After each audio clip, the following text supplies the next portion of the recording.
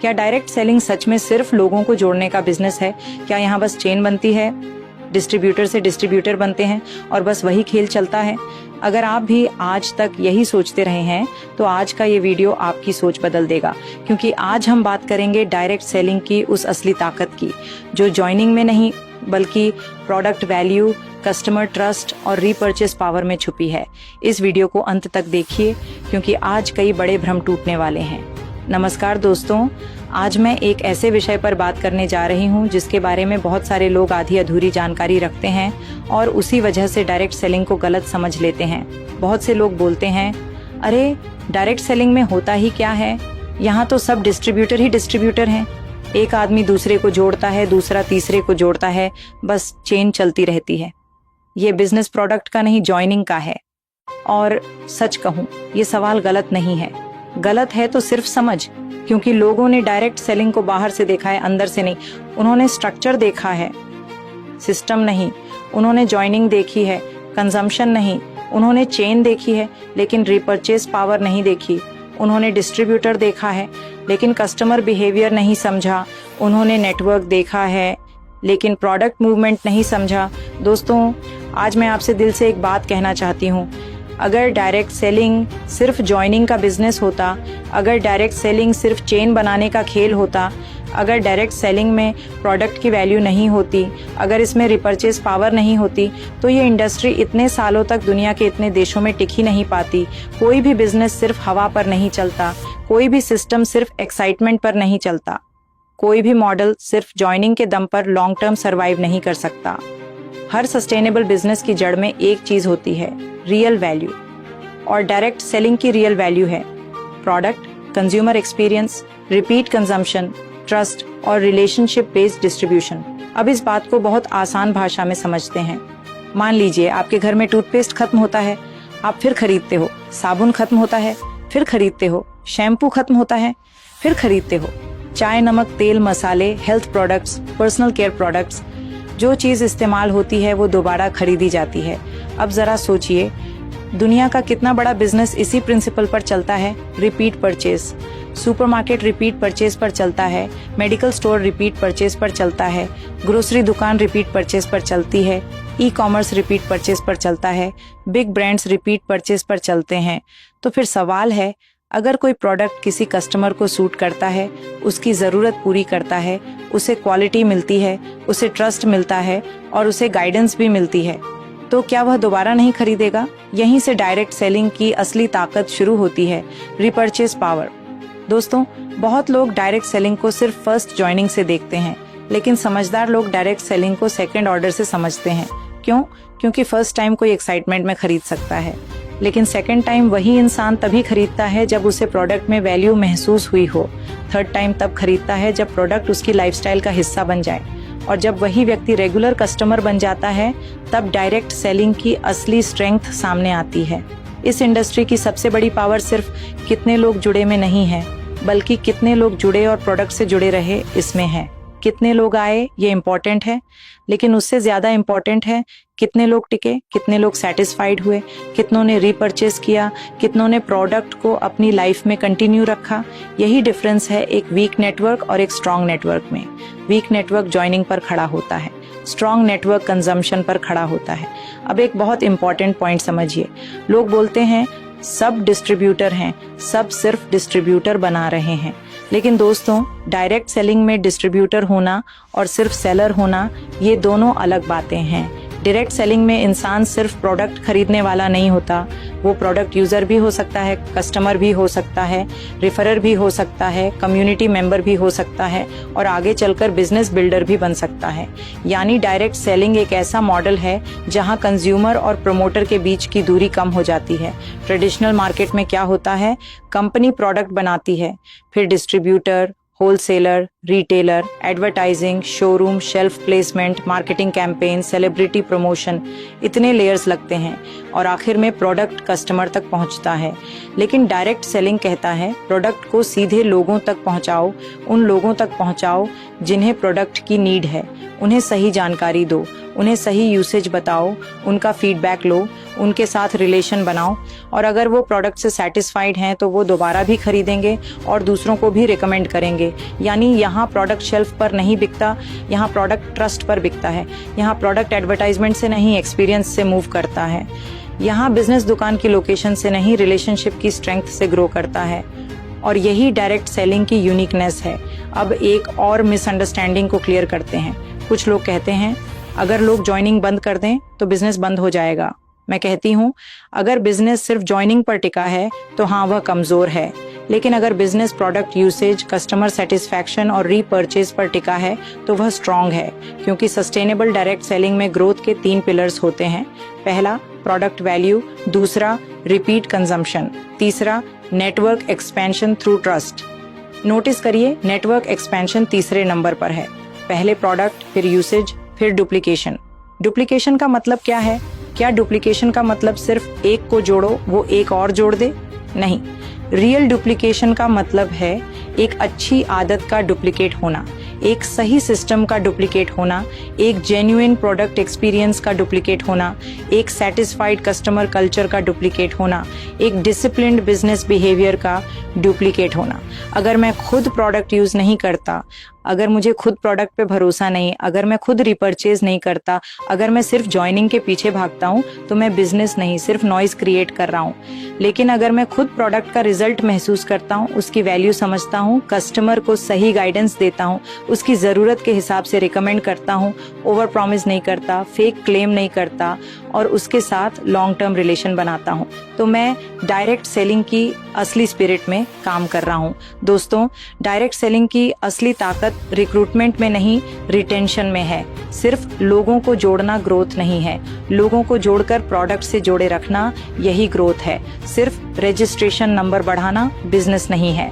Satisfied users का base बनाना business है। सिर्फ मेरे नीचे कितने लोग हैं यह सक्सेस नहीं है, बल्कि मेरे नेटवर्क में कितने लोग जेन्युइन यूजर हैं, कितने रिपीट बायर हैं, कितने लॉयल हैं, यही असली सक्सेस है। आज किसी भी स्ट्रॉन्ग ब्रांड को देख लीजिए, उसकी ताकत उसके नए कस्टमर्स से कम उसके रिपीट कस्टमर्स से ज्यादा आती है। क्योंकि नया कस्टमर लाना महंगा होता है, लेकिन सेटिस्फाइड कस्टमर बिजनेस को स्टेबल बनाता है। और यही रूल डायरेक्ट सेलिंग पर भी लागू होता है। एक बार किसी इंसान ने प्रोडक्ट खरीदा, ये शुरुआत है। उसने दोबारा खरीदा, ये विश्वास है। तीसरी बार खरीदा, ये हैबिट है। चौथी बार खरीदा, ये लॉयल्टी है। और जब उसने अपने अनुभव से किसी और को बताया, यहाँ से बिजनेस ऑर्गेनिक ग्रोथ में प्रवेश करता है। इसीलिए डायरेक्ट सेलिंग का रियल गेम ज्वाइनिंग नहीं है, रियल गेम है कन्वर्जन से कंटिन्यूएशन तक का सफर। पहले अवेयरनेस, फिर ट्रायल, फिर ट्रस्ट, फिर रिपर्चेज, फिर रिकमेंडेशन, फिर डुप्लीकेशन। ये पूरा साइकिल है। और जो लोग सिर्फ ज्वाइनिंग देखते हैं वो इस साइकिल का सिर्फ पहला हिस्सा देखकर पूरे बिजनेस को जज कर देते हैं। अब जरा एक प्रैक्टिकल एग्जांपल लेते हैं। मान लीजिए 2 लोग डायरेक्ट सेलिंग में आए। पहला व्यक्ति क्या करता है? वह हर किसी को सिर्फ ज्वाइन कराने की कोशिश करता है। उसे प्रोडक्ट नॉलेज नहीं है, उसे कस्टमर नीड समझनी नहीं आती, उसे फॉलो अप नहीं आता, उसे सर्विस माइंडसेट नहीं है। उसका फोकस सिर्फ आईडी लगाओ, ज्वाइनिंग कराओ, चेन बढ़ाओ पर है। शुरुआत में हो सकता है उसका नेटवर्क थोड़ा तेजी से दिखे, लेकिन कुछ समय बाद क्या होगा? लोग प्रोडक्ट से इमोशनली कनेक्ट नहीं होंगे, किसी को सही यूसेज नहीं मिलेगा, किसी को सही एक्सपेक्टेशन नहीं मिलेगी, लोग रिपर्चेज नहीं करेंगे, टीम में एनर्जी गिर जाएगी और बिजनेस अनस्टेबल हो जाएगा। अब दूसरे व्यक्ति को देखिए, वह प्रोडक्ट सीखता है, खुद यूज करता है, जो नहीं पता वो पूछता है, कस्टमर को ध्यान से सुनता है, किसी पर दबाव नहीं डालता, जो नीड है उसी हिसाब से प्रोडक्ट बताता है, बिक्री के बाद भी फॉलो अप करता है, पूछता है प्रोडक्ट कैसा लगा, कैसे यूज कर रहे हो, किस चीज में मदद चाहिए। अब क्या होगा? लोग उससे सिर्फ प्रोडक्ट नहीं खरीदेंगे, उस पर भरोसा करेंगे, उसे सिर्फ सेलर नहीं मानेंगे, गाइड मानेंगे। और जब ट्रस्ट बनता है तब रिपर्चेस अपने आप आता है। याद रखिए, पहली सेल बोलने से हो सकती है, लेकिन दूसरी सेल भरोसे से होती है। और डायरेक्ट सेलिंग की असली रीढ़ यही दूसरी सेल है, यही रिपर्चेज पावर है, यही कंटिन्यूटी है, यही डेप्थ है, यही लॉन्ग टर्म स्टेबिलिटी है। अब एक और बात, लोग चेन शब्द सुनते ही डर जाते हैं, क्योंकि उन्हें लगता है चेन मतलब बस ऊपर नीचे लोगों की लाइन। लेकिन सच ये है कि चेन तो हर बिजनेस में होती है। ट्रेडिशनल बिजनेस में भी चेन है। Manufacturer, stockist, wholesaler, retailer, customer. Corporate में भी चेन है, company, managers, team leads, employees, sales network. Franchise model में भी चेन है, डिस्ट्रीब्यूशन मॉडल में भी चेन है, एफिलिएट मॉडल में भी चेन है। सवाल चेन का नहीं है, सवाल ये है कि चेन किस चीज पर बनी है। क्या चेन वैल्यू पर बनी है? क्या चेन जेन्युइन प्रोडक्ट मूवमेंट पर बनी है? क्या चेन रियल कंज्यूमर्स पर बनी है? क्या चेन रिपीट परचेज पर बनी है? क्या चेन सेटिस्फैक्शन पर बनी है? अगर हाँ तो वह बिजनेस है, अगर नहीं तो वह हॉलो स्ट्रक्चर है। इसलिए समझदार इंसान डायरेक्ट सेलिंग को देखकर यह नहीं पूछता कि कितनी चेन है, वह पूछता है कितना जेन्युइन प्रोडक्ट मूवमेंट है, कितने रियल यूजर्स हैं, कितना रिपीट बिजनेस है, कितना कस्टमर ट्रस्ट है, कितना लॉन्ग टर्म रिटेंशन है। यही असली सवाल है। अब डायरेक्ट सेलिंग की एक्चुअल पावर को एक और एंगल से समझते हैं। डायरेक्ट सेलिंग सिर्फ प्रोडक्ट सेलिंग सिस्टम नहीं है, ये ह्यूमन डेवलपमेंट सिस्टम भी है। यहाँ इंसान कम्युनिकेशन सीखता है, कॉन्फिडेंस सीखता है, प्रेजेंटेशन सीखता है, फॉलो अप सीखता है, ऑब्जेक्शन हैंडलिंग सीखता है, रिलेशनशिप बनाना सीखता है, कंसिस्टेंसी सीखता है, लीडरशिप सीखता है, सर्विस माइंडसेट सीखता है, पेशेंस सीखता है और सबसे इम्पोर्टेंट वो लोगों की ज़रूरत समझना सीखता है। यानी डायरेक्ट सेलिंग में सिर्फ प्रोडक्ट नहीं चलता, एक इंसान भी ग्रो करता है और जब इंसान ग्रो करता है तो उसका बिजनेस भी ग्रो करता है। लेकिन फिर वही बात से अगर फोकस सिर्फ ज्वाइनिंग पर है तो ग्रोथ शैलो होगी, अगर फोकस प्रोडक्ट, पीपल, ट्रस्ट और रिपर्चेज पर है तो ग्रोथ डीप होगी। दोस्तों, हर बड़ा बिजनेस डेप्थ से बनता है, सिर्फ विड्थ से नहीं। विड्थ मतलब कितने लोग जुड़े, डेप्थ मतलब कितने लोग टिके। विड्थ एक्साइटमेंट देता है, डेप्थ स्टेबिलिटी देती है, विड्थ नंबर्स दिखाती है, डेप्थ रिजल्ट्स देती है, विड्थ शुरुआत कराती है, डेप्थ लेगेसी बनाती है। और डायरेक्ट सेलिंग में लेगेसी उन्हीं की बनती है जो प्रोडक्ट कल्चर क्रिएट करते हैं, जो अपनी टीम को सिखाते हैं कि सिर्फ ज्वाइनिंग मत कराओ, पहले खुद बिलीवर बनो। सिर्फ वॉल्यूम मत देखो, वैल्यू देखो।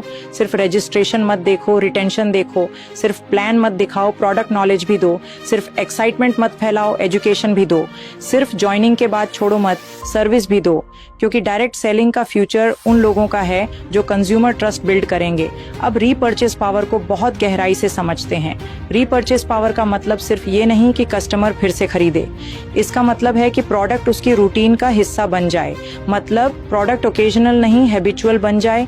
मतलब यूज के पीछे रीजन हो, मतलब सेटिस्फैक्शन हो, मतलब कन्वीनियंस हो, मतलब रिकमेंडेशन नेचुरली निकले। एक बार कोई पर्सन प्रोडक्ट खरीद ले, ये ट्रांजैक्शन है। लेकिन जब वही पर्सन बार बार खरीदता है तो वह ट्रांजैक्शन नहीं, रिलेशनशिप बन जाती है। और बिजनेस वहीं स्ट्रांग होता है जहां ट्रांजैक्शन रिलेशनशिप में बदल जाए।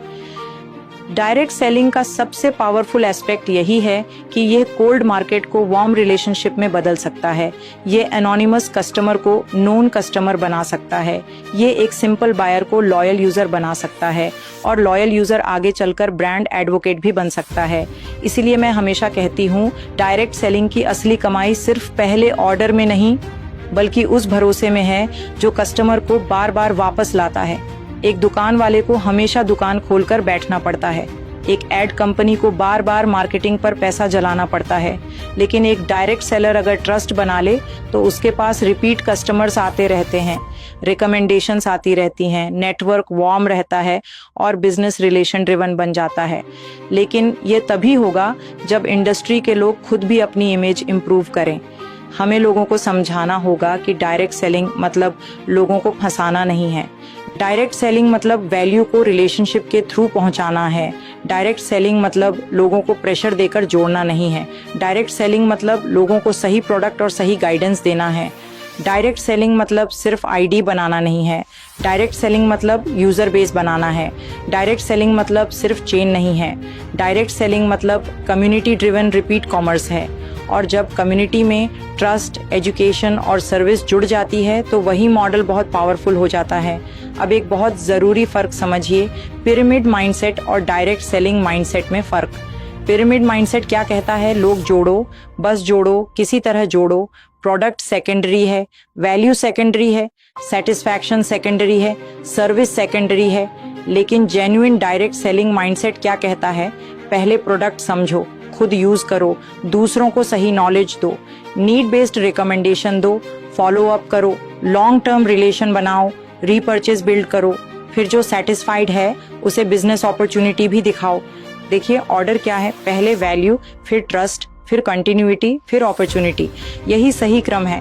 अगर कोई इंसान डायरेक्ट सेलिंग को सिर्फ ज्वाइनिंग का बिजनेस समझ रहा है तो उससे गुस्सा होने की जरूरत नहीं है, उसे एजुकेट करने की जरूरत है। क्योंकि शायद उसने सिर्फ गलत एग्जाम्पल्स देखे हैं, शायद उसने ऐसे लोगों को देखा है जो खुद भी इंडस्ट्री को गलत तरीके से कर रहे थे, शायद उसने ऐसे लोगों को देखा है जो प्रोडक्ट से ज्यादा प्लान बेचते थे, शायद उसने ऐसे लोगों को देखा है जो ज्वाइनिंग के बाद केयर नहीं करते थे, शायद उसने ऐसे लोगों को देखा है जो रिटेंशन नहीं सिर्फ एक्साइटमेंट बेच रहे थे। लेकिन कुछ गलत एग्जाम्पल्स की वजह से पूरे मॉडल को गलत कह देना भी न्याय नहीं है। हर फील्ड में रॉन्ग पीपल होते हैं। किसी फील्ड की प्यूरिटी का फैसला मॉडल से नहीं, उसके एग्जीक्यूशन से होता है। डॉक्टर अच्छे भी होते हैं, कुछ लापरवाह भी। टीचर महान भी होते हैं, कुछ सिर्फ फॉर्मल भी। बिजनेसमैन एथिकल भी होते हैं, कुछ गलत भी। तो क्या हम पूरी प्रोफेशन को गलत कह देते हैं? नहीं। वैसे ही डायरेक्ट सेलिंग को भी जज करने से पहले उसके सही मॉडल और गलत एग्जीक्यूशन में फर्क समझना होगा। मैं फिर से दोहराना चाहती हूँ, डायरेक्ट सेलिंग की एक्चुअल पावर ज्वाइनिंग नहीं, यूसेज है। एक्चुअल पावर नॉइज नहीं, ट्रस्ट है। एक्चुअल पावर फर्स्ट ऑर्डर नहीं, रीपर्चेज है। एक्चुअल पावर प्रेशर नहीं, रिलेशनशिप है। एक्चुअल पावर टेम्परेरी एक्साइटमेंट नहीं, लॉन्ग टर्म कस्टमर लॉयल्टी है। एक्चुअल पावर सिर्फ नेटवर्क साइज नहीं, नेटवर्क क्वालिटी है। और जो टीम इस बात को समझ जाती है वो बहुत लंबे समय तक टिकती है, क्योंकि वह सिर्फ नंबर चेस नहीं करती, वह कल्चर बिल्ड करती है। वह सिर्फ कितने आए नहीं पूछती, वह कितने जुड़े रहे भी पूछती है। वह सिर्फ कितना टर्नओवर आया नहीं देखती, वह कितना जेन्युइन रिपीट टर्नओवर आया भी देखती है। दोस्तों, आज अगर किसी भी डायरेक्ट सेलर को सच में बड़ा बनना है तो उसे एक बहुत सिंपल फॉर्मूला याद रखना होगा। यूज से बिलीफ बनता है, बिलीफ से कॉन्फिडेंस बनता है, कॉन्फिडेंस से सही शेयरिंग होती है, सही शेयरिंग से ट्रस्ट बनता है, ट्रस्ट से रिपर्चेज बनता है, रिपर्चेज से स्टेबिलिटी बनती है, स्टेबिलिटी से रियल ग्रोथ बनती है। यही डायरेक्ट सेलिंग की हेल्थी ग्रोथ है। तो अगली बार अगर कोई कहे डायरेक्ट सेलिंग में तो सब डिस्ट्रीब्यूटर ही हैं, तो आप मुस्कुराकर कहिए, हाँ, यहाँ लोग सिर्फ बायर नहीं रहते, वे इन्फॉर्म्ड कंज्यूमर बनते हैं। यहाँ सेटिस्फाइड कंज्यूमर आगे चलकर प्रोमोटर भी बन सकता है। यहाँ प्रोडक्ट का मूवमेंट रिलेशन के थ्रू होता है। यहाँ बिजनेस की असली स्ट्रेंथ रिपीट परचेज से आती है। यहाँ long term system product value और ट्रस्ट पर बनता है। और यही इसकी सबसे बड़ी पावर है। अगर कोई कहे यहाँ तो बस चेन चलती है, तो कहिए चेन हर बिजनेस में होती है, लेकिन डायरेक्ट सेलिंग की ताकत इस बात में है कि यहाँ चेन के पीछे प्रोडक्ट, पीपल, ट्रस्ट और रिपर्चेज खड़ा होता है। अगर कोई कहे ये बिजनेस ज्वाइनिंग पर चलता है, तो कहिए ज्वाइनिंग शुरुआत है, लेकिन टिकाऊ बिजनेस रिपर्चेज पर चलता है।